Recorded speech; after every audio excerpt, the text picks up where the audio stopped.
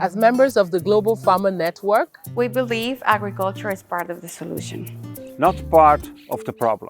We are committed to developing agricultural leaders and sharing their stories across the globe. We have one purpose: to amplify the farmer's voice. My voice. Mi voz. La mia voce. My voice.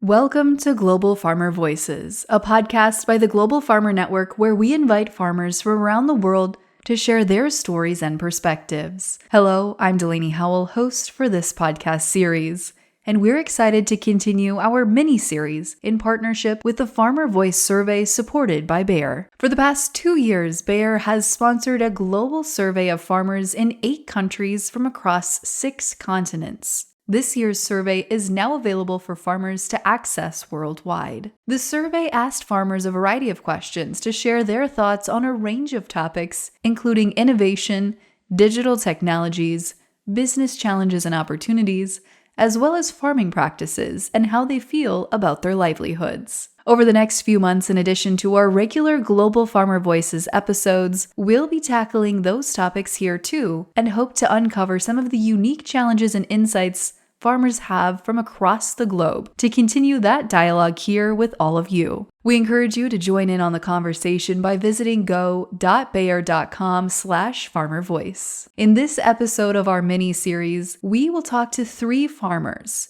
Andrew Wiedemann from Australia, Gayatri Devi from India, and David Daniel from the Philippines. We asked them about their take on regenerative agriculture and what they see for the future of their operations. Bayer's Farmer Voice survey found that global farmers are using on average close to 7 different regenerative practices on their operations, including things like reduced tillage, crop rotation, and managing soil fertility. Before we dive into these 3 farmers' specific regenerative efforts, let's take a moment to understand their background in farming. Andrew is the 3rd generation to farm his family's approximately 3,500 hectares of land. In Australia, Andrew and his brother grow lentils, beans, chickpeas, barley, canola, and wheat. Alongside their crops, they also raise livestock. And in addition to his efforts in farming, Andrew is a board member for the National Grain Producers of Australia. We do grow lentils. We have grown chickpeas for 25 years, but we've more so now gone over to lentils, beans, canola, barley and wheat. And they're the main staples really. And barley we've been quite successful with on-farm storage. We've got about 17,000 tonne of on-farm storage, so we hold quite a lot of grain back and have specific markets for that. Also been involved with a friend of mine from Western Australia, and we've actually exported our own grain shipments of wheat. So we've sent nearly 80,000 tonne of wheat in 2 shipments in the last 2 years out of Australia. So just our own grain, but also here from Victoria we've exported it out, as well as with all of my neighbours and friends' grain. We've been able to put together shiploads, and that's been a pretty interesting process because it's first time growers have ever done it, and we feel like we're pioneers, but we feel with the way that the grain is organised now in Australia with segregations on farms and the size of farm storage, we want to utilise that and go direct to the market. Andrew is planning for the next generation of farmers to take over his operation, and succession planning is a hot topic on their farm as his sons begin that process. Just like so many farmers, familial ties often are the reason that farmers continue on their family's legacy, and is a common theme amongst these 3 farmers. David grew up watching his parents farm in the Philippines, which fostered his true love for growing his own food. Today, he produces a variety of fruits and vegetables on a relatively small plot of land. I'm located in northern part of Philippines, particularly Luzon, in the province of Tarlac. We are near the National Highway. I'm cultivating about 2 hectares of farmland. Today, I'm producing rice. It's about 1.5 hectare. The other land planted with vegetables. Maybe 2 weeks ago, the bitter gourd was end up. Then we are again starting to plant hot pepper. We are planting 3 times. Every 4 months, we are harvesting fruit trees, but little, only few. just for our consumption, and some for free to our neighbor and visitors coming to our farm for the purpose of studying and knowing the characteristic of those kind of fruit-bearing trees and others. Now I have dragon fruit, guava, some mango, banana, and citrus. While David and our next farmer, Gayatri Devi from northwestern India, both come from farming families, Gayatri's operation is much smaller than David's, though just as diverse. She grows rice, corn, onions, and other vegetables, as well as fruits and herbs. Gayatri's operation is called a model farm, which allows her to showcase different seed technologies to people visiting her farm. Her dedication to innovation and education sets a strong foundation for regenerative ag efforts, one mirrored by the other farmers featured in this episode. As I said that I am from a small farmer. I'm farmer family and we hail from a small scale farmer. So my farm size is less than 1 hectare and it is more like hilly farmer. We have a step farming. This point of time we are growing paddy and that is a traditional, like we have the traditional seeds as well, some hybrid seeds as well. So at this point of time we are growing paddy and corn. But apart from the how year looks like in my farm, so we grow wheat, barley, so that is the for one season, other season is paddy and corn. Apart from that we grow vegetables, vegetable more, the potato and onion, then fruits, some fruits and also some herbs. So that's how this farm looks like. But apart from that, like my farm is a model farm and demonstration farm where I demonstrate like new seed technology, whatever new seed technology introduced by Agriculture University. So I demonstrate that in my farming. So and people come to visit, they see like how the crop is growing on which seed is good, like how technology is helping out. So that's how like my farm is today. Yeah. Each of these three farmers have diverse operations and diverging opinions on what exactly regenerative agriculture is, and that tends to be a common theme. As we saw in the Farmer Voice survey this year, from sustainability to technology adoption, everyone has a slightly different answer to defining that phrase.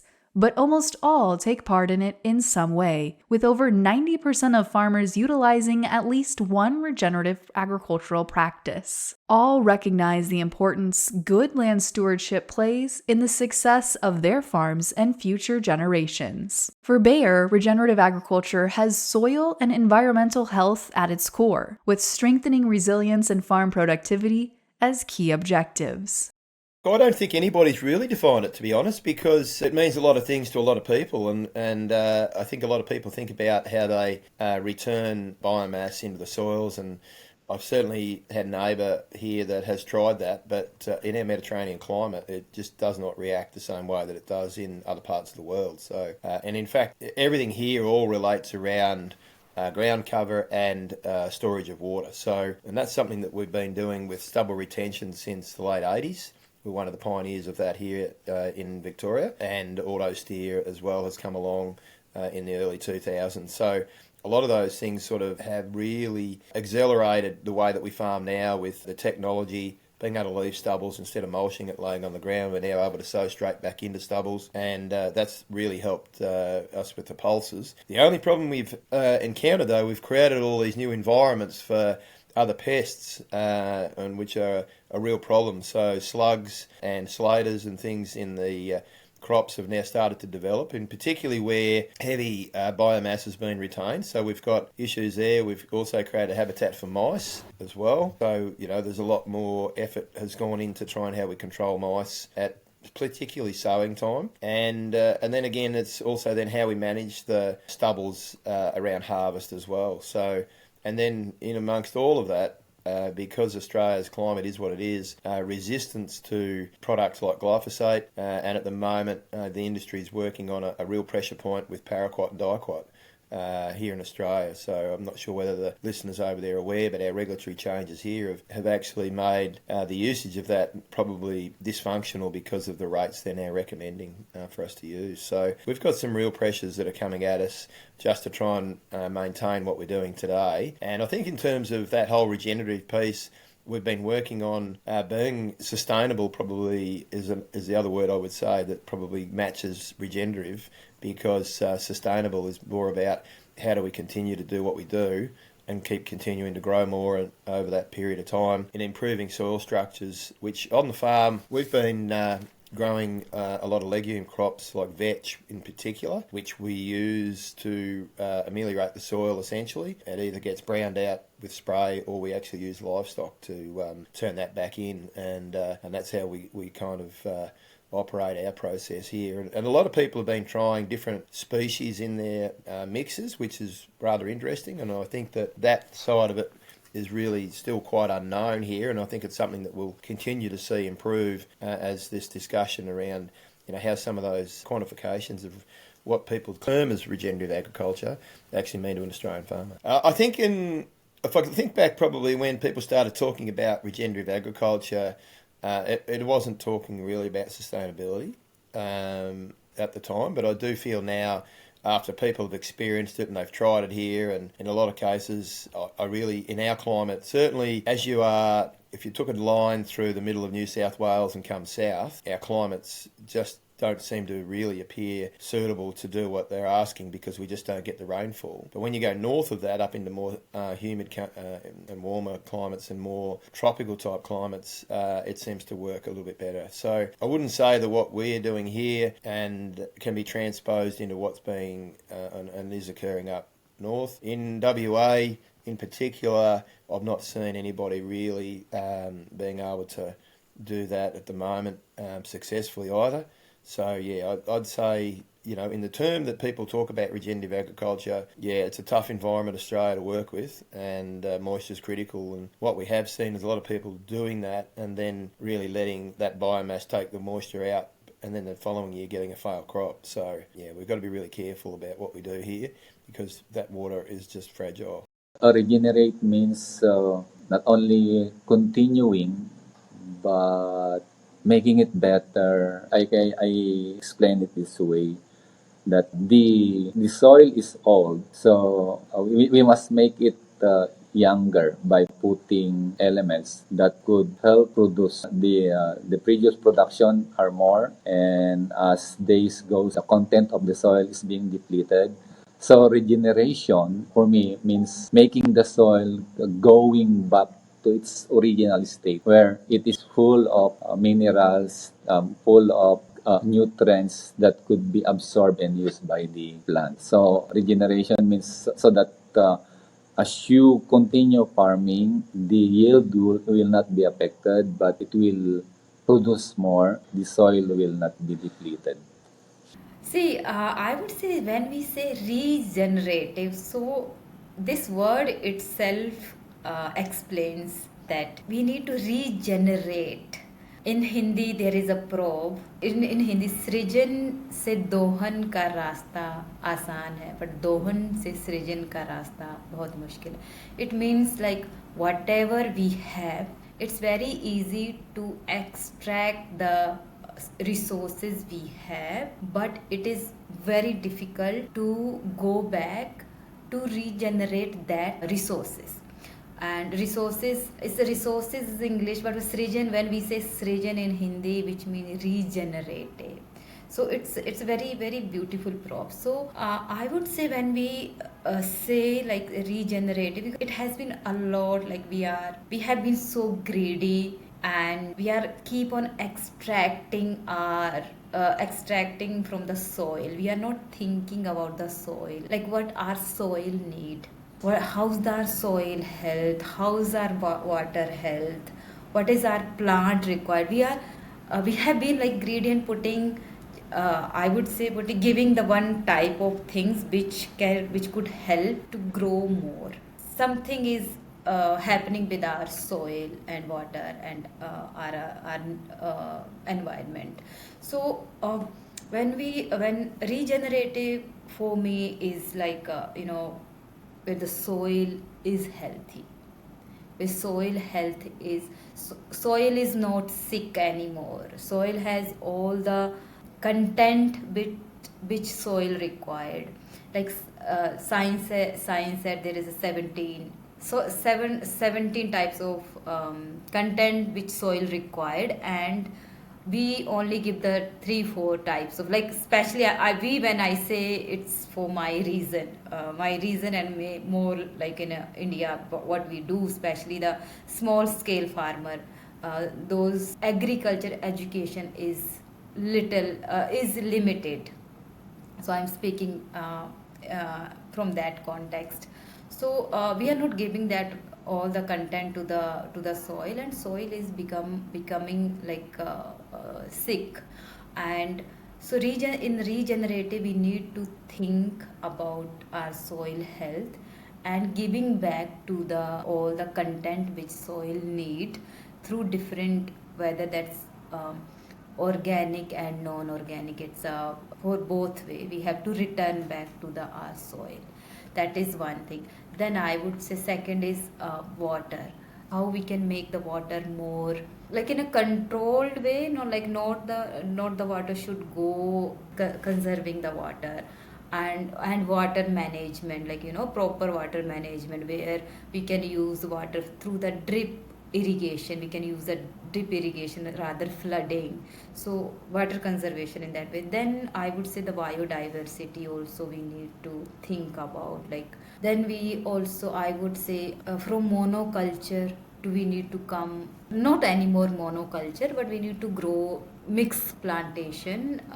So there we can do crop cycle, and there will be some time for the soil to become little healthy, little time to breathe it. So that's how I see the regenerative. We can generate by keeping the resources, whatever resources we have, by keeping that resources, we can think about the future also, and so fulfilling the today's need, and we can secure for our future.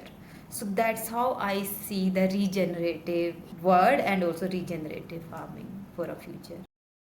When looking to the future, these farmers see regenerative agriculture at the forefront of global conversations. Consumers are increasingly aware of where their food, fuel, and fiber come from and want to make sure their products are grown sustainably. Bayer's survey found that 34% of farmers are extremely motivated to improve their efforts in sustainability in order to meet increasing consumer demand. However, consumer demand is not the only aspect pushing farmers to adopt regenerative efforts. Improving soil health and fertility, as well as increased yields and productivity, are other goals farmers look to when implementing these new practices. I would like to think that we are sustainable. We've always tried to be sustainable, and continuing to build that soil organic carbon is crucial for us. In our black self-mulching grey clay soils here in the Wimmera, they're quite unique. There's only probably 2 areas in Australia, Darling Downs in northern New South Wales and Victoria, Wimmera, have that type of soils. And we're faced at the moment, there's this big push on here for mining in our local area, and the chair of the local committee here, pushing back against that mining. They want to mine for mineral sands to build all these renewable infrastructures, which they also want to put on our country as well. And there's a massive pushback locally around that, and right up the east coast of Australia, where good farming productive land is being taken up by all these other things or all these other wants, and all for trying to push this whole renewables agenda. And that is really causing a lot of angst in a lot of communities. It's splitting communities, and it's probably one of the factors that I think is going to change the way that politics and farming actually goes together over this next 10-year period. I think in 10 years' time, the landscape's going to look totally different here with farmers and how they're approaching with government. Because if we're going to continue to produce more to feed 10 billion people by 2050, which is obviously the Global Farmer Network's whole premise, I suppose, of being, and what I signed up to back in 2013, I think that it's important that we get these things right. Nowadays, farmers are looking for regenerative, because this is the time when there was time when we were doing everything like a traditional way. The agriculture was being done by very traditional way, but now time has been changed. Farm size has been reduced, the population has been increased, and at the same land plot where one family used to farm and that was not sufficient food in that same plot, today in that same agricultural plot five families are producing 10x time more production. And to get that more production, agriculture education is very very necessary. And then the technology side, the technology, agriculture technology, whether that is for harvesting, for sowing, whether seed technology, whether that is a fertilizer, pesticide, everything is required at this point of time. So so now farmer are understanding that these all the are very important and necessary to survive and to get the food production, appropriate food production for their family as well. They can earn some from their farm to keep that patch of land alive by regenerative method and grow more in that area. So yes, they are thinking of it, and more farmer are nowadays farmer are believing in mixed agriculture rather monoculture. They are growing two to three crops together. So as climate change is impacting a lot, so in that scenario, what happens, like if there is hailstorm, so one crop damaged, then they have something else in their farm. So and also they are also using this climate resilience seeds, so that also helping. So they are coming towards the regenerative side, and there is a lot of discussion around that, that we need sustainability, we need regenerative things. So it's enough now, by doing the same thing again and again. And now this agriculture extension advisory services role has become a lot important for farmers, in farmers life. And especially like when I speak about because I'm representing and pan India, but so when I speak about the hillside, so there's a small technology, in plains there is any bigger tool instrument works, but in the hills we need really small technology. In a plains tractor works, but in hills only power tiller works, which is 4 horsepower, so that works. So both side, technology enhancement also happening. So in both side we are looking various method of regenerative and improve the food crop production. These farmers are paving the way for a promising future in agriculture. The Global Farmer Network strives to amplify these farmers' voices to help bridge the gap from farm to table, and show that through regenerative and sustainable efforts, there is a bright future ahead for the industry. As the global conversation continues to unfold around more timely topics, be sure to get engaged by visiting go.bayer.com/farmervoice. If you're interested in learning more about the Global Farmer Network's mission and its members, seeing some of the things the organization is doing, and finding out how you can get involved, please visit globalfarmernetwork.org. If you enjoyed the podcast today, be sure to subscribe and follow the Global Farmer Network on social media: Facebook, X, Instagram, LinkedIn, TikTok, and YouTube. Until next time, I'm Delaney Howell, and this has been a special series of the Global Farmer Voices podcast in partnership with the Farmer Voice Survey, supported and sponsored by Bayer.